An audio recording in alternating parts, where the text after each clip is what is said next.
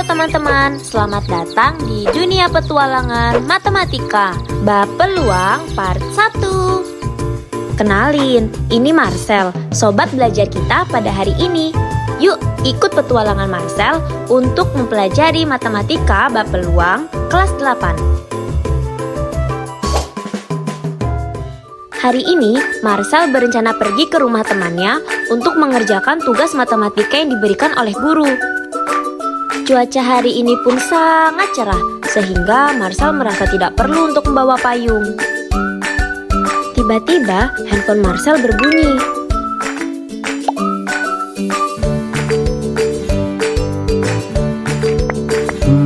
Maksudnya apa ya? Tak mau ambil pusing, Marcel pun langsung pergi ke rumah temannya tanpa membawa payung. Perjalanan berlangsung aman, sampai tiba-tiba cuaca berubah menjadi gelap dan terdengar petir menggelegar. Hujan pun turun sangat deras dan Marcel merasa menyesal tidak membawa payung.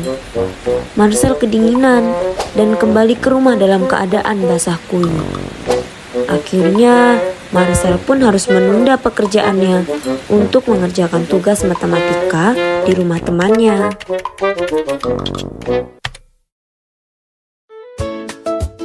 Selamat pagi teman-teman. Wah, ada notifikasi ini lagi. Tenang. Sekarang Marcel sudah tahu. Tulisan 09.00 pada layar itu menandakan waktu saat ini. Lalu tulisan 87% itu adalah peluang kemungkinan terjadinya hujan.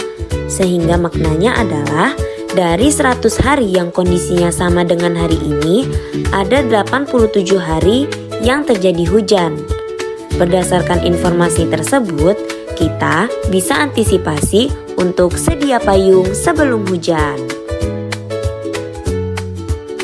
Dari pengalaman Marcel sebelumnya, kita dapat mengetahui bahwa materi peluang memiliki manfaat yang sangat erat kaitannya dengan kehidupan sehari-hari, yaitu yang pertama, kita dapat memprediksi suatu kejadian dan juga kita dapat mengambil keputusan yang tepat. Marcel pun bersiap pergi dengan membawa payung. Dan benar saja, di tengah perjalanan, langit berubah menjadi gelap. Namun kali ini Marcel tidak khawatir. Marcel membuka payungnya dan terus melanjutkan perjalanannya hingga sampai di rumah temannya. Dari kejadian Marcel sebelumnya, coba ada yang tahu nggak sih apa pengertian dari peluang? Yang tahu, coba dong angkat tangannya. Ayo, mana? Kok belum ada yang jawab? Aku nggak akan lanjut kalau nggak ada yang mau jawab. Oke, sip. Jadi peluang adalah kemungkinan terjadinya suatu kejadian. Adapun istilah-istilah dalam peluang, yang pertama ada ruang sampel, yaitu himpunan dari semua kejadian yang mungkin muncul dalam suatu percobaan. Yang kedua ada titik sampel, yaitu semua anggota dari ruang sampel. Dan yang ketiga ada kejadian, yaitu himpunan bagian dari ruang sampel yang merupakan peristiwa yang terjadi.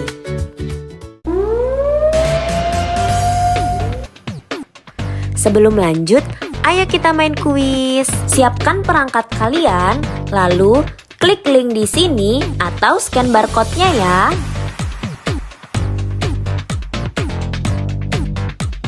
Apa kalian siap? Oke, selamat mengerjakan.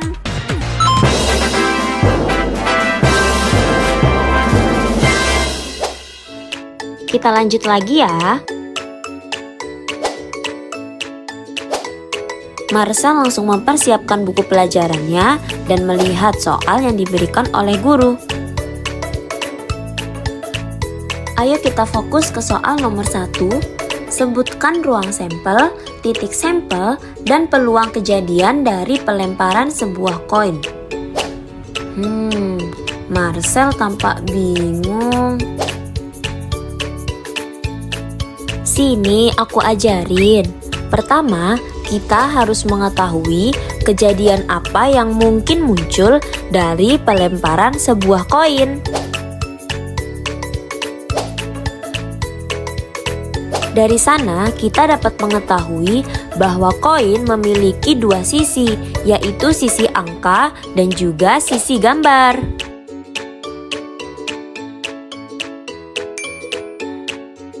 Sekarang, coba yuk kita kerjakan.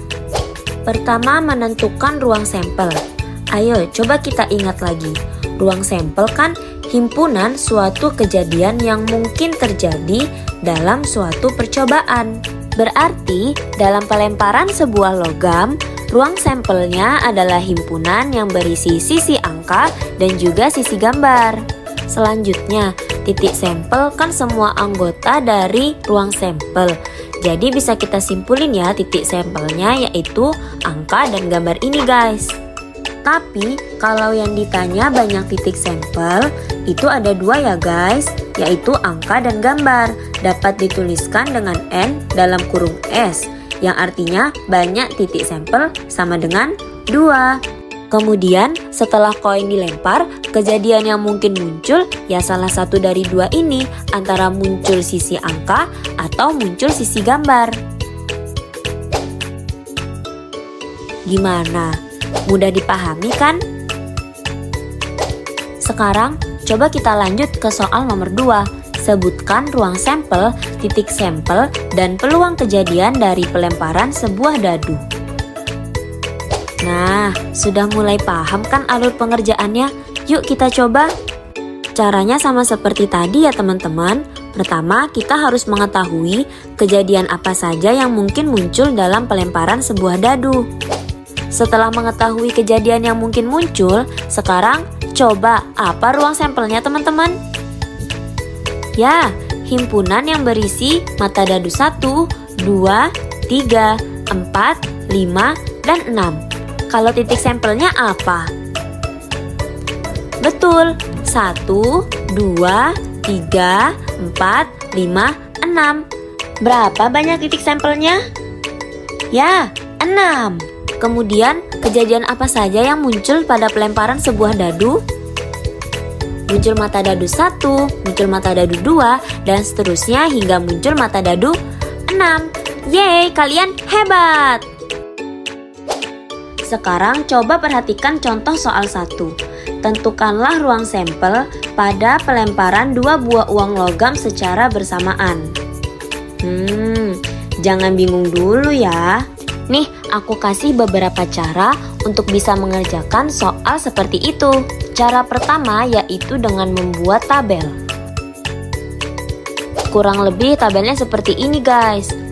Kemungkinan kejadian yang muncul pada koin 1 adalah angka dan juga gambar. Begitupun dengan koin 2, kejadian yang mungkin muncul adalah angka dan gambar pula. Berarti kemungkinannya gini guys. Muncul angka pada koin 1 dan juga muncul angka pada koin 2. Kemudian muncul angka pada koin 1 dan muncul gambar pada koin 2.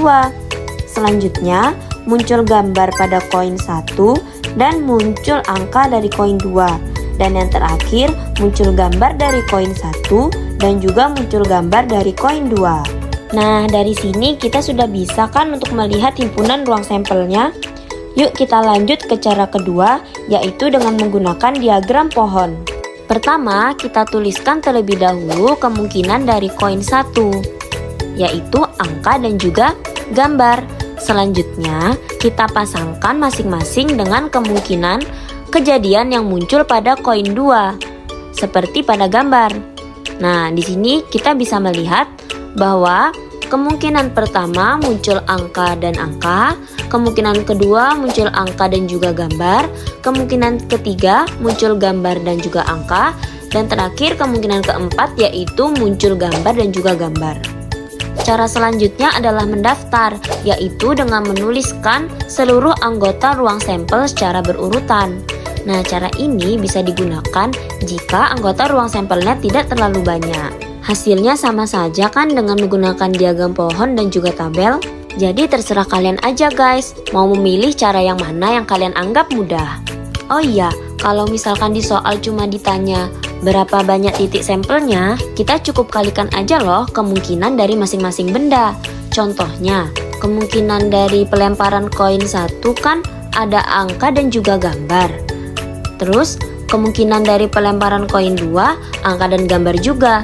Jadi masing-masing memiliki 2 kemungkinan. Sehingga tinggal kita kaliin aja guys, 2 kali 2 sama dengan 4. Sehingga banyak titik sampelnya yaitu 4. Jadi kita tidak perlu susah-susah lagi untuk membuat tabel, diagram pohon, atau dengan cara mendaftar. Nah, kalau misalkan pelemparan 3 buah uang logam, banyak titik sampelnya berapa? Ya tinggal kita kaliin aja guys. Koin 1 ada 2 kemungkinan, koin 2 ada 2 kemungkinan, dan koin 3 juga ada 2 kemungkinan. Sehingga banyak titik sampelnya yaitu 2 kali 2 kali 2 sama dengan 6. Gitu guys, mudah kan? Sekarang siapkan alat tulis kalian dan perhatikan soal. Tentukanlah ruang sampel pada pelemparan 2 buah dadu secara bersamaan. Oke, aku kasih waktu 5 menit ya, silakan dikerjakan.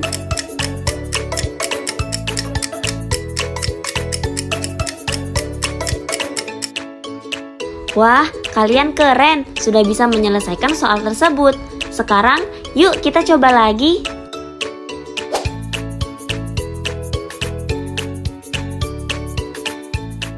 Wah, kalian sudah berhasil menyelesaikan pembelajaran peluang part 1. Sampai jumpa di part selanjutnya ya. Bye. It's the one and only Digo Double G.